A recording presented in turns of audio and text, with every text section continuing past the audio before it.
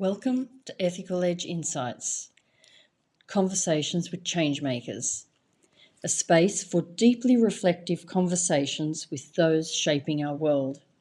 Here we explore their journeys, their greatest challenges, their most significant contributions to date, the contributions they seek to make, and how ethics have shown up along the way. Join us as we uncover the stories that shape our shared future. So hello, Ilona, this 2026 year, you're my first professional conversation for the year after a long break over the winter or summer in Australia. So you're my warm-up chat, but who else? I can't think of anyone else better to do a warm-up chat because we've known each other a while and we have a pretty good candor between us. So it's actually perfect, really. And we've known each other for a while and done lots of bits and pieces of work around together, but we have done a huge piece of work together, and that was our book and positive psychology coaching in the workplace. There's a story to how I dragged Ilona into that, so you can get the book and read the acknowledgements and learn about that. It's quite funny. And but it was a great piece of work to be a part of, and that was built from where I realized that we lived in the same country and we were one of the same tribe, and I was kind of lost from not having a tribe here in France. So I hounded Ilona and we met up, and then she generously invited me to do something I'd never done before, which had me feel very overwhelmed and even questioning my skills, and that was to co-author a chapter. And to be honest, Ilona probably thought, what the hell have I done? But, it's a learning space. It's not something that you have to be born with. Writing and putting work together is something that you can learn. So we've built on from there. So that's you and I. Ilona, tell us more about you, because you have quite a long professional history, but you can start wherever you want. I like to mention Richard Boyatzis here because when I had a chat with him, he started way back from childhood because it mattered. And his story was important, and the things that happened were important for where he was professionally. Others have done that as well, but I remember him distinctly. So I'd like to open it up for you to start wherever you want to tell us about who you are. Hi, Wendy. First of all, it's a pleasure to be here indeed, and to have this chat. We can almost call it fire chat because it's still winter, right? But there is no fire behind me right now. So it's really great to take this opportunity to talk about the journey, where we are. It was definitely a pleasure to be collaborating with you on this book because I actually do think it is a good book that we've produced about psychology coaching in the workplace. It's actually probably one of my 3 top favorite books of my life as well. Even though it was a little bit of a squeeze time-wise, I still do not regret it. And I'm really, really proud of this work that we have done. It's a great book, actually. Yeah. So yes, where do I start? So I'm a psychologist. So if you want, I can start from childhood. I've always wanted to be a psychologist, almost always, from the very beginning. If you want to go back to the childhood, when I was 14, I was applying to this very famous lyceum for kind of bright kids in Latvia, and which was a difficult application, a very difficult process to get into. And I had to choose a specialty then at the age of 14. And I was torn between 2 specialties, and one was actually writing because I always loved writing, and another was psychology. And so I was torn between sort of literature specialization and psychology specialization. And I had a conversation, sort of pre-interview with the school's director, this lyceum director, and she asked me a very simple question. It's actually very simple. She said, words or people? And I went, people, of course. So this was one of the questions that changed my life. Words for people. So at the age of 14, I decided to become a psychologist, and I never changed my mind so far. I'm still absolutely fascinated with human beings, and I think I will be fascinated with human beings till my last day on earth. So I'm a psychologist, specializing in positive psychology and specializing in coaching psychology. These are my two major specializations. So my PhD was actually in positive psychology. And at the time of doing my PhD, I have decided to include coaching as part of my skills. And so I trained as a coach at the time of actually doing the PhD, because I always felt that if I just stayed with the PhD, just stayed with the scientific part, research part, writing again, that's actually going to be too removed from the real world. So I trained at the same time as a coach to make sure that I have a practical application to all these evidence-based findings that I was learning about. And so that I think these are really two main pillars of my life: the coaching psychology and positive psychology. Positive psychology more is providing the fundamental theoretical empirical underpinnings, and coaching, and I'm talking about coaching, is coaching both individuals and groups, and I specialize slightly more in team coaching, group coaching, instead of more working in collective spaces. And the coaching part is really as a testing ground for all these empirical and theoretical ideas. What actually works in the real world? How does the real world actually react? So these are my two main specializations. And I apply the specializations again in two different ways.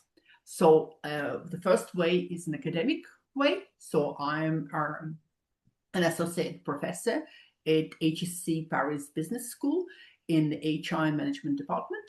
And so I've always been an academic for many, many years. For the past, I think, 20 years, I always had an academic employment, academic position, for many years in England. Nowadays, it is in France. And I think more beautifully aligned at the moment with what I actually do on the practical level as well. So I'm associate professor education track, meaning I'm doing some research, but I'm doing a lot of teaching, a lot of training on different executive programs, leadership programs all around the world, and also teaching on the masters and heading the executive masters in executive coaching and HEC. And the second part of my life is a much more practical, even more practical part. I'm a head of a society of a company that's called Positron. And Positron is fundamentally a boutique consultancy dedicated to bringing all this empirical knowledge into life through, again, training, through a lot of consultancy, through a lot of tool development as well. So that's kind of about me. Would you like me to continue, or do you want to ask some questions? Oh no, you think you left out kind of a lot in between that, because we've done some brilliant work in between that. I'm just thinking off the top of my head, the European Positive Psychology Network, and you tell me more if you want. Yes. Exactly. I mean, these things, let's not make light of them. They are huge amounts of work. I know that just through my own work, through the Coaching Ethics Forum and everything else I've built. So, and you're also a board member of the International Positive Psychology Association. Thank you. Yeah, I can tell you more. Okay, yes, I've been around in positive psychology now for the past 26, 27 years. That's a lot of years. And I think I really have probably done quite a lot of work in bringing positive psychology to life, to practice, to fruition, to becoming what it is nowadays. So yes, you are right. I fell into positive psychology really early on in 1999. I've organized the very, very first, at that point, student level conference in 2000 and then 2001. And then up from that point on, I started organizing and creating European conferences in positive psychology, European congresses, and they're still going very strong. Next year, we have yet another European Positive Psychology Congress in Dublin. So this is one of my babies. It's congresses since 2002. That's this year, Ilona. That's sorry, so it's not 2026. This year. Thank you. It is this year. Thank you. Yes, because we're in 2026, aren't we? So yes, so we are talking 24 years of these congresses, quite a lot. Then I established the European Network of Positive Psychology. Again, this organization is going strong. very strong and very coherent throughout the years. I was also there for the establishment of the IPAR, International Positive Psychology Association. So I was one of the founding members. That was actually established, by the way, in Australia, in Sydney, originally, on a meeting in Sydney. And so I was there, the first vice president of IPAR, and at that point, the first president of IPAR was at dinner, so I was his vice president. And nowadays, he came back to IPAR after some years of absence to be serving as a part of the IPAR board. And at the moment, I'm taking care of the professional accreditation of positive psychology programs all around the world, together with Tea Rashid and a wonderful task force of some of the top positive psychologists who have really contributed in drafting both the standards and the criteria to assess different positive psychology programs. So what else have I done? I have established the very first master's in positive psychology, applied positive psychology in Europe at the time, and it was the second master's in the world at the University of East London. Since I've established another one at Anglia Ruskin University, then came back to University of East London. So this master's became quite a big success in the world, at some point attracting hundreds virtually of people every year. So I think I was officially the very first lecturer or principal lecturer in positive psychology, again in the world with this title, one of the first probably professors in positive psychology as well. So quite a lot of different things. Yes, quite a lot. I've got 12 books under my belt, quite Well, yeah, I don't know how. papers. I What have else do you trouble with want? this whole number of books thing. This number of books thing scares me. I don't know how people can keep up with that. I'm happy with my 3 and maybe another 2 after that. And There that's we it. go. There we go. That's how you can't you can't stop, you know. At the moment, I think I've got another, 3 book contracts, Yeah. probably for next year. Will they come out next year? I'm not sure. Will I make it next year? Not sure. But yes, at least 2 require serious upgrading. So yes, so the new handbook of happiness, going to be called Handbook of Happiness and Well-being, is going to be coming out Ah, with the so it's Oxford coming. University Press. Yes, working on it with Tea Rashid to really upgrade it to the current state of the art at the moment. So the new positive psychology theory, research and practice is going to be coming out soon as well, that we are updating with Annette Tenariu. The new positive psychology in nutshell, long due, going to be coming out. Long due. Anyway, so lots of different things. So yes, quite a few books at the moment as well. So there we go, and of course some research projects, lots of new tools that I'm working on at the moment, and of course, yes, I guess I have accompanied a lot of different programs throughout my life to help them to be born, contributed in consulting for different new programs. So I'm really passionate about creating and designing good postgraduate programs in either positive psychology or coaching, making sure that these programs really address what's current, what's relevant, what's important right now, and then they really prepare our students for the next wave that is coming. So Yeah, no. what else do you want me to say? No, I think, I think what I would like to say to that is that have found you to be an extraordinarily generous colleague. And I think people may not realize that that's who you are. You have high standards. That's fair enough. And people need to work to that, but you are incredibly kind and you're also incredibly generous, and you can be very generous with your time if we can track you down because you are so busy. You mean you have forgiven me for all the tracking that you had to do over the years, right? Well, I understand it at a pretty strong level where you're at. So, yeah, I have to chase you, but it's all good. And so here we are today, really having this conversation, which yet we've been waiting on to have. But I'm glad that we are, and I'm glad you told us some more about what you've been doing, because we don't have to go into it in any detail, but I do want to make a mention that those standards for accreditation for positive psychology, I think are really important. I've seen it at last year's conference. They are really rigorous. I love what they look like. And I think positive psychology really needs it.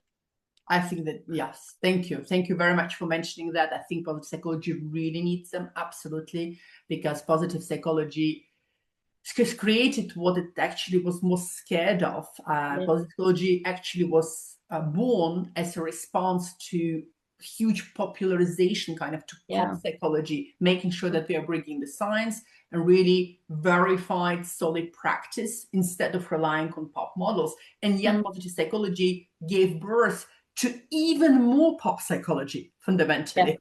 And Yes. so it was a response to, but it has created more pop psychology than what it was responding to.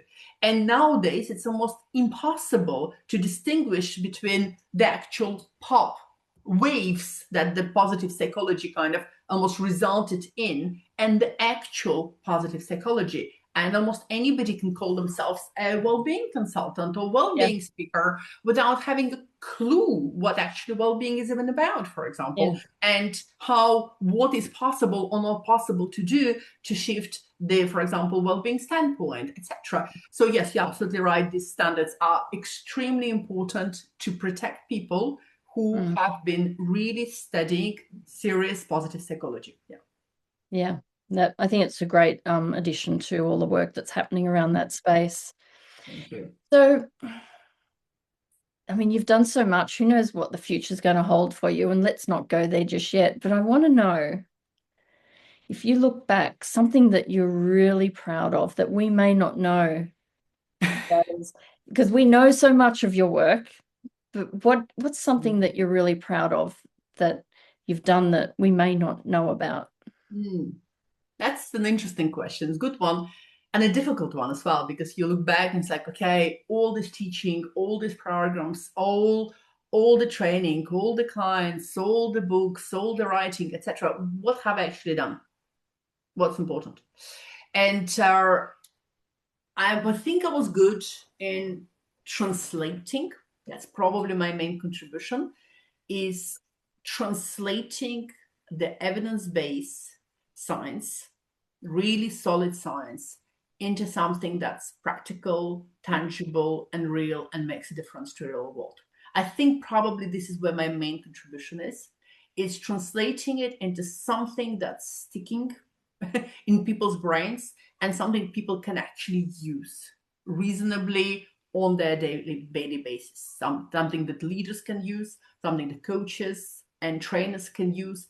And actually, it's coming from the evidence-based science. So this translation is probably my contribution. So as you know, for many years, I have been working on developing lots of different psychological tools. I'm calling them sometimes tangible tools, evidence-based tools, etc. Tools, again, that translate the science into practice. And we're talking about things like strengths cards, for example, or that actually combine all different strengths classifications currently existing in a scientific domain. We're talking about, I don't know, our positive transformation cards that actually translate the hero model of psychological capital into a practical step-by-step coaching process that coaches and trainers can use. We're talking about the workup whoop cards, workup profile, I'm calling it, or a workup playbook, I'm calling it actually in the moment. And these are the cards, for example, that bring together all different organizational practices that managers, leaders, coaches, HR can use to enhance well-being and engagement. So I think this translation into practical, tangible tools, this is probably my unique contribution, I would say. And I'm Yeah. actually, funnily enough, I'm doing quite a lot of it nowadays in terms of I always have another 40, 50 tools in my head. So I'm always working on the next tools right now. Mhm. And at the moment, what's very interesting is actually rather than studying positive psychology in its globality, what I've been having many more demands is people to really wanting to learn my methodology. So I've Mhm. realized over the past, I would say, couple of years that probably what I have developed is actually a methodology. And so I've been struggling now to find a name for what it is that I've developed. So at the moment, and it's not sexy at all, it's called Methodologies of Multimodal Support of Experiential Learning. It's not sexy at all. Not at all. I know, but it kind of captures it pretty precisely, multimodal support of experiential learning. So I can call it differently, playing positive psychology, but then I realized it's not just positive psychology. So if you can find a name for the methodology I have created, please feel free. Well, there's multiple methodologies. I'm just recalling and maybe this is the point too about this book that you're going to put together, is that might help define the title some, is that there are multiple methods across multiple different kinds of interventions. Yeah. We don't want to use the word interventions. So, yes. And you and I spoke back in the day how, because people, whether they know it or not, I was part of the early parts of the integration of positive psych and coaching psych myself. I was lecturing at the University of Wollongong. Yes. Yes. And that is where, I recall having to not just give over the information of that integration and what all the concepts meant, because it was going to an academic population, but also for me, it was how they worked together. And we didn't have a lot of application. It was really a lot of giving of information and finding ways to apply it. So you have brought the application to bear. And Robert Biswas-Diener, I think, has also given a lot to bringing the application of the science as well. Yeah. And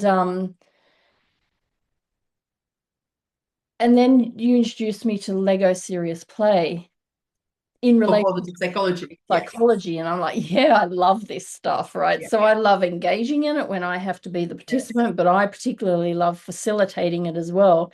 And you were the first graduate of the very first program of integrating Lego Serious Play with positive psychology. Yeah. Oh, absolutely. Well, there we go. Yeah. I didn't know I had that one. Yeah. You were. Yeah, absolutely. You were. Okay. Yes. But something working with you, I'm pretty creative as well, but working with you, one of your strengths is not just how deeply you think about things and how the refined intellect you have and how quickly you can do that.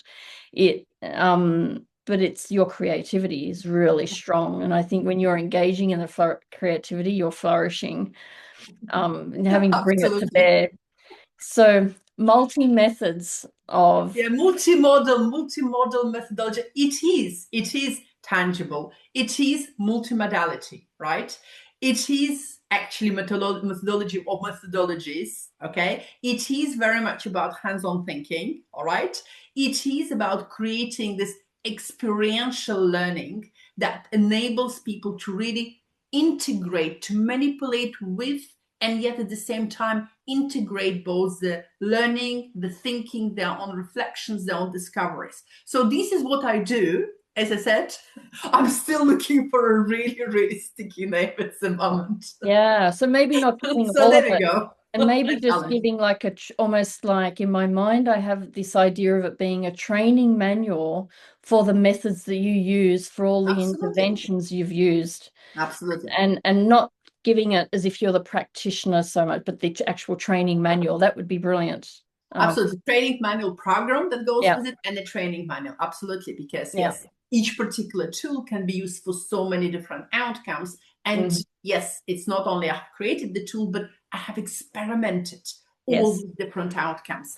And so I know how to use strengths cards for self-introduction. I know how to use strengths cards to bring a broken group together. I know how to use the strengths cards to look for what it is that we are missing and construct a complementary job profile, etc., etc., etc. So, and each tool has almost multiple outcomes, possible outcomes that we might be using it for. So it is also about the diagnostics, understanding the need, and making sure the tool is used precisely to address this need, etc. And different tools can be used for different purposes. Anyway, so this is what I am most passionate about. It does, I guess, bring together my own strengths of our curiosity, the love of learning, definitely creativity, definitely explaining differently, appreciation of beauty, and definitely personalization as well, because these tools enable us to personalize the message to each different person. So yeah,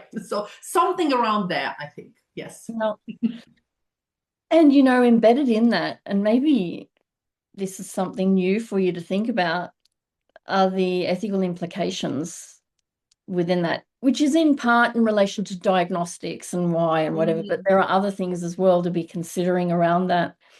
So maybe you've given it some thought. I don't know, but I'm just going to throw this out to you, that in what way has ethics been used within your decision making? Mm. I mean, I think again, there is not just one answer to it. There are so many multiple answers. So of course, I mean, I'm doing a lot of training. I'm doing a lot of consulting, doing a lot of integrating of coaching into different executive programs, at different levels. And I think one of the always biggest ethical problems, dilemmas that come through is about confidentiality versus organizational reporting expectations. Because when we have organizational clients integrating coaching into the programs, they want to know the results. Mhm. And so it takes a lot of education, I would say psychoeducation, to be very, very clear, to brief the organizational client that those results can never be individual, and the confidentiality of participants in this follow-up coaching sessions always need to be respected.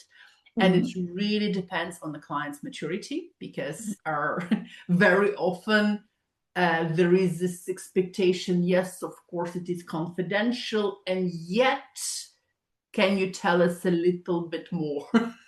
And it's about being very, very clear from the very beginning. And this is before you sign the contract, which is what's difficult, of course, to be really clear in articulating what is not possible when individual coaching sessions are involved, and to what extent the client's confidentiality has to be maintained, and that if there are if the only possibility is to provide different themes of conversation at the level of the whole group without any specifics. And this is probably frankly not very interesting for the client, to be perfectly honest, anywhere. So this is, for example, one of the constant ethical dilemmas. Yeah. Ethical dilemmas that you always come across as a trainer, as a consultant, or as an academic director of a program, is to be very, very clear on what coaching is not for the client, and yet it is the client paying for the coaching, and at the same time they cannot get the information back. Have you ever had a student where you just could see that they weren't up to par in relation to coaching or the application of positive psychology? And you don't even need to go here if you don't want. So it's a question that's that question, or it's a question of just telling us a story of where you've actually been really challenged in having to make a hard decision and what the outcome might have been. Keeping confidentiality. Some Yes. people have had negative outcomes, but they've still owned it, or what they might have done differently. It's difficult because there are, of course, I mean, I think that about ethics, is about decision making, etc. Yes, of course, there were many student stories in the past, sometimes very touching student stories, and sometimes really having to make very difficult decisions, like difficult decisions. Somebody did not pass the program despite many years of investment and involvement. This was really hard. Sometimes there were situations where the boundaries became very, very blurred between the academic relationship and something almost heading into friendship relationship, etc. So of course, sometimes it's the stories of refusing people entry to different academic programs as well.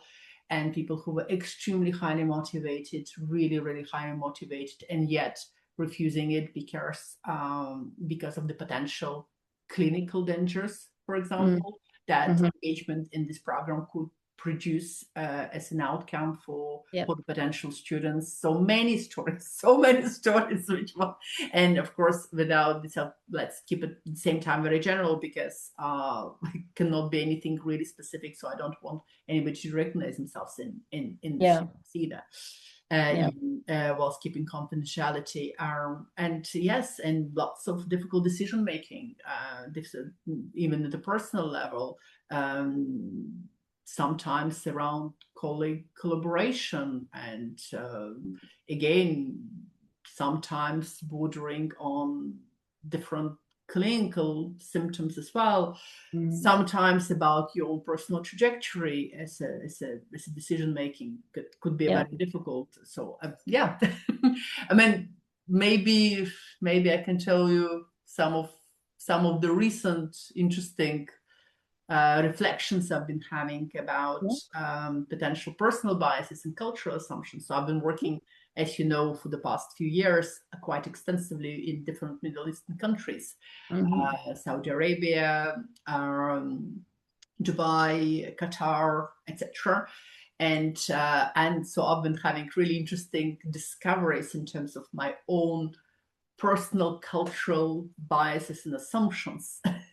Because as you go into working into these countries, very often we are not aware, but we do carry with us a very westernized perspective on Yeah. what's right, what's wrong, Mm. how people are supposed to behave, what is the role of men and women, Mm. and being given very, very culturally open because, as you know, I work all around the world. I recently been counting countries I worked in. I'm definitely at 40 or 45, definitely something around that, maybe more. So, I work hugely cross-culturally. I have a very deep cross-cultural experience and believing myself to be perfectly open. And yet realizing when you are there on the ground that you still have assumptions. You still have assumptions, and that are assumptions based on your worldview. And Mm. it was for me a really interesting experience of realizing what's an assumption. What's an Mm. assumption? What am I believing, in fact, underneath? Mm. Especially when there are certain responses for environment that kind of are assumption matching. And Mm. there's many responses that are not assumption matching, and then you have to unravel when you see a woman who is fully covered up and you only see her eyes. You have an assumption. I mean, I had an assumption. Okay. And what's really interesting is when you talk to this female leader who is fully covered up, and little by little you realize that she absolutely does not need to be covered up, and the reason she's covering herself up is because she is divorced. She has chosen to divorce, and she's covering herself up to actually establish her full autonomy and freedom to not to be in any way, shape, or form pursued during her work execution task. And this is not what you Wow. think. It's not what you think. It's not what I thought. No, that is unbelievable. Okay? It's Yeah. not what I thought. Because at this point you realize, like, okay, so how many layers of assumptions do I have actually, in fact, for example, and how interesting it is to have those assumptions challenged and broken. Or for Mm. example, what I didn't never realized in that in Saudi Arabia, for absolutely generations and generations, all most of women were educated to minimum a master's degree, or Wonderful. to a doctoral degree. There Yeah. was a restriction previously for them to be exercising in terms of work, apart from working in family businesses or as teachers or as doctors. There Mm. was. But from the time there was no wall that came down, but from the time that women were allowed to work, what you basically Saudi Arabia had is a whole army of extremely highly qualified women. Did I know that? No. Mm. No, I didn't. So So yes, I learned a lot during Mm, the past, let's say, 5, 7 years of very deep engagement with the Middle East. To what extent I was still, even with my openness, operating in assumptions, and so that was a lot of interesting personal work, personal and mm, professional work to unravel them and to mm. actually understand. So some of the stories. There we go. Yeah, and the challenge is that when you speak to one-on-one and learn their story, you then go, well, how far can I generalize that in the society? Or or do I just say to myself, I can't assume I know why this is the case. I just have to know that they're going to have their own story behind it and accept the ambiguity and the not knowing of their story. Exactly, exactly, exactly, Mhm, exactly, exactly. So yes, I find ethics and assumptions utterly mhm, fascinating. mhm. So, Well, and at last and yet difficult to talk about because you also need to be so careful in protecting individuals and mhm, confidentiality when you talk about it. There we go. this is true. But just about those cultural differences at the Coaching Ethics Forum conference last December, that was a conference that even astounded me, even though I put the conference together. The outcome still astounded me and affected me deeply in many ways, but it was full of Indigenous voices from across the world. It Beautiful. was had panels of different regions of the world, and one of them was the South African panel, and the lady was speaking about how in those countries women should not look men in the eye. And I'm going, I've had to work a lifetime to be able to Mhm. look people in the eye and be comfortable to do that and stand solid in myself to do that. And now you're telling me in that culture I can't do that as a woman. So I asked them, I put that to them and I asked them for clarity because I said, well, if that's the case, I don't know where to look. Tell me where to look because if I'm speaking to a man, if I go too far down their face because to miss the eyes, that can give off, at least in my world, can give off a particular um, perhaps understanding of what my motivations might be. Or if I go too far down the body, yet again, and I don't want to be looking at someone's navel. So exactly where do I look then as a woman when I'm in South Africa? It was very interesting conversations that we had at the conference, but that's another example of Absolutely. And like to give you further examples, for example, nowadays when you're working like in the Middle East, I mean, I've been to South Africa, I worked there as well, but that sort of dates a little bit now. Middle East is really current, is that everybody asks me, can you wear Western clothes when you teach there? And of course I can. I can wear Western clothes as long as I make sure that my shoulders are covered and yeah. I don't wear mini skirt. Of course I can wear Western clothes, no problem, and it's Mhm. not expected that I wear anything else. However, through my own practice, I have found that I can relate and communicate with men better if I wear an abaya. Mhm. I don't Yeah. have to wear it. Nobody asked me to wear it. I Yeah. don't cover my head. That's a little bit. That's a bit too difficult for me. Mhm. I don't even know how my head looks like being covered. However, I do wear abayas. I have 5 different abayas, Mhm. and I do wear them when I teach that. Why? Because I find that I can enter into the relationship. Actually, Mhm. the more deeper relationship with men, with Mhm. participants, for Yeah. example, when Yeah. I'm wearing an abaya. Yeah. So that's why I choose to wear it. Mhm. No, it's a really fascinating conversation.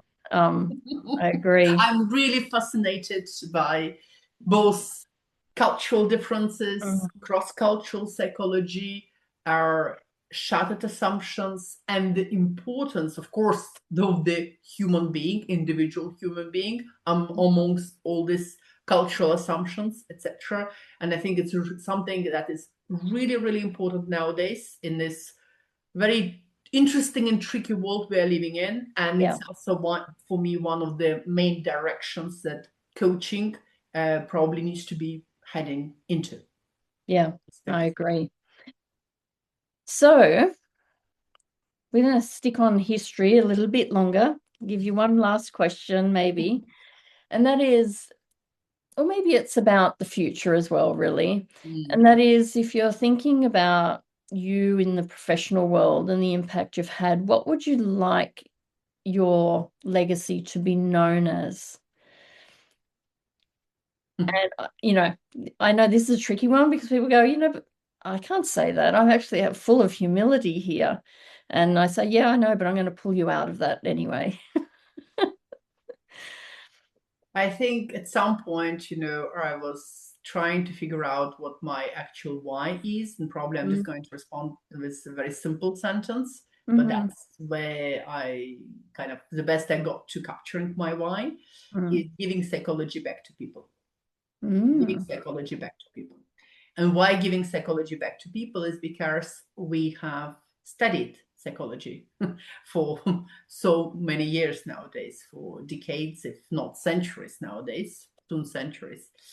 And we know a lot about how human beings function and work and tick and what Mm. processes are happening and what's going on the inside of the brain, what's going on between people when they get together in social processes, etc., etc. And we know all of it as psychologists, as researchers, but to what extent people can integrate what it is that we learned from them, back into their own thinking and functioning. Now that's why it's giving psychology back to people. Is Mhm. everything we've learned from the people is giving it back so that can be integrated, that knowledge and learning and consistency and patterns can actually affect how everyday folk, a manager, an HR professional, a coach, of course, or just anybody, in fact, can think and understand themselves differently thanks to what we have learned, but without having to go through very complicated processes and having to go back to school, because frankly speaking, most people don't really want to learn psychology. Even if they did, they would have been psychologists, right? Mhm. But so it's about getting them to integrate it in such a way that's integratable. So, okay, so that's giving psychology back to people. That's kind of my why and probably what I would like my legacy to be. So, coming back to those probably practical Yeah. applications and Yeah. that are interesting and people are curious to do things with without Mm. having to go back into theory, but sort of getting the fruits of the Yeah. theory, let's say. Yeah. Yeah. Nice. Nice. And I think you're well on track for that, actually. So, Thanks. what do you think, as we're nearing the end of our chat here, what do you think is the most pressing issue for the world today? And I mean, I know everything seems to be alight and on fire at the moment on the biggest issues, and you can mention them if you want. What's something that you think that you'd like to mention that you think's of concern? Well, no, I think there are huge issues. I think there are huge, absolutely gigantic issues of peace, and that things we thought we have resolved with all our negotiation and peacemaking and knowing how interpersonal processes work. And we would have thought we would not get into more wars, right? Mhm. And we are in the middle of many, many, many very difficult political conflicts. There are huge mega trends affecting obviously our lives right now. We are not. We obviously will come back to technological developments and take technological breakthroughs that we are in the middle of course. I think the disappearance of jobs, that's what's going to be one of the interesting consequences of AI, of course, developments we're talking about are obviously difficult geopolitical tensions beyond the wars and current sort of armed conflicts as well, and different country competitions and lack of respect. I mean, I think there are huge trends that are really affecting our lives today, and that, but I cannot resolve them as a psychologist. However, what I can probably sort of come back to as a psychologist is helping people to deal at a more psychological level with Mm. all these tensions that are currently existing and the consequence of human beings, because consequences are numerous.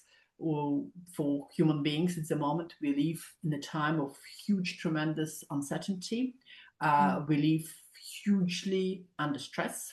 The speed of development is absolutely manic, and the vast majority of leaders we work with, for example, they just don't have a single breathing moment to catch up with yet another development that came out today, and they really need to be aware of. So there is a huge pressure, huge pressure on human beings. There is a huge pressure to understand what makes us uniquely human and what is the human value add going to be in a new technological age, to understand and to really develop the uniquely human skills that are still going to distinguish us from AI in the years to come. So I think these are the current pressing issues. And I think what I'm doing at the moment is I'm really fascinated by the future. You know, it's Martin Seligman who is saying that human beings are pulled by the future. Of course, we are pulled away by the future, but we do also need to have hope to this future, for this future. Yeah. And so what I'm really fascinated with, is actually to find responses, and to continue creating learning environments in which we can also learn from one another and develop responses to those pressing issues. So at the moment, as you know, we are launching the next version, let's say, of the previously existing HC Paris program on executive coaching, so Masters in Executive Coaching. So we have the sort of the postgraduate program component, then we have advanced certificate component, but altogether that actually brings it to an executive master's in it's called Master's Practitioner Executive Coaching. And I think this is at the moment my platform to be debating and considering these issues. So considering the issues of the cross-cultural role of a coach for the future. That's, I think, one really important issue. And making sure that coaching and this accompanying can really work in cross-cultural context, in very tricky cross-cultural context. It's also considering the current evidence base of both coaching, but also coaching in relation to AI. That's specifically, and how we can coach people to function with AI. How can we coach people to optimize their own creative processes, to make sure that their curiosity is actually not descending but increasing and improving, etc. And at the same time, very, very specifically addressing coaching specifically in this new age of AI technology. Understanding, of course, that sometimes AI can be a very good coach for certain issues, and also making sure to understand what is the real coaching value add in this age of AI, and where coaching can never go and human beings can never be substituted. So it's about putting all these really important questions on the table, grappling with them, not necessarily having one answer, but having multiple answers, making sure that our professions grow in complexity, in thinking, and really, really, really current awareness of everything that's happening, and making sure that we can accompany human beings in what they need for years to come. So somewhere around that. So just, Does it give you an answer? just a little bit to work with. It's all right. We can do that. We can do that. Of course we can do that. As long as we can keep asking the good questions. Exactly. As long as we make sure it is our right to be asking the really good, interesting questions of ourselves and of the world, I think we can keep looking for the really good answers.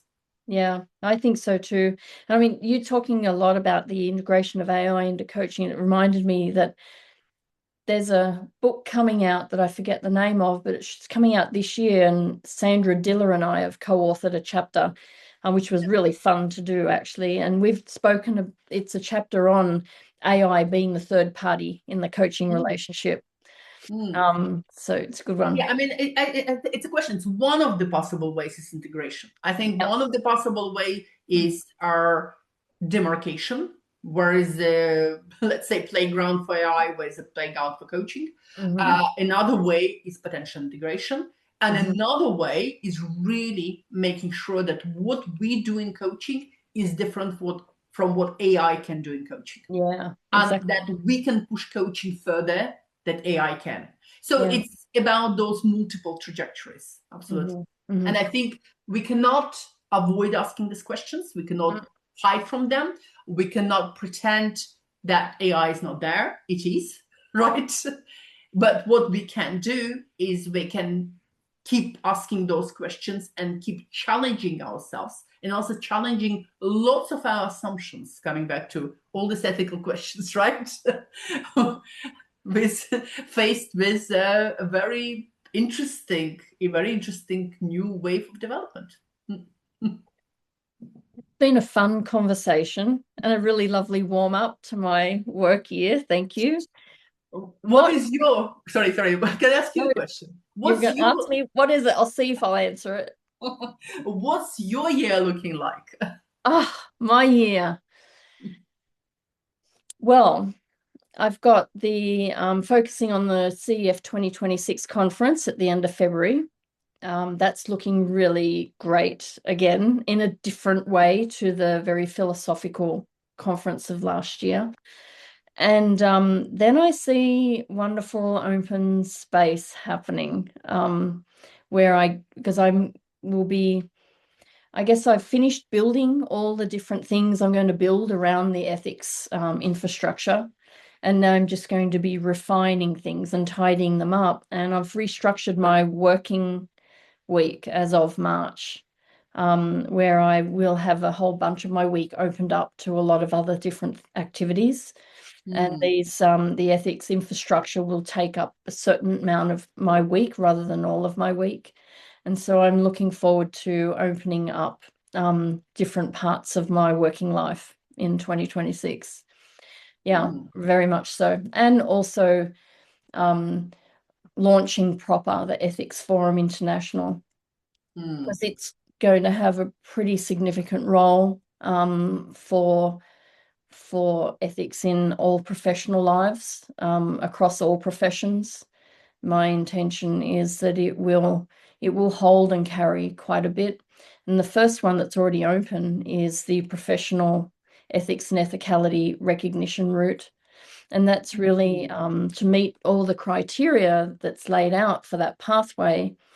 It'll be a 2-year recognition of continuous engagement in ethics and ethicality. So that I'm really looking forward to that taken off as well across the future.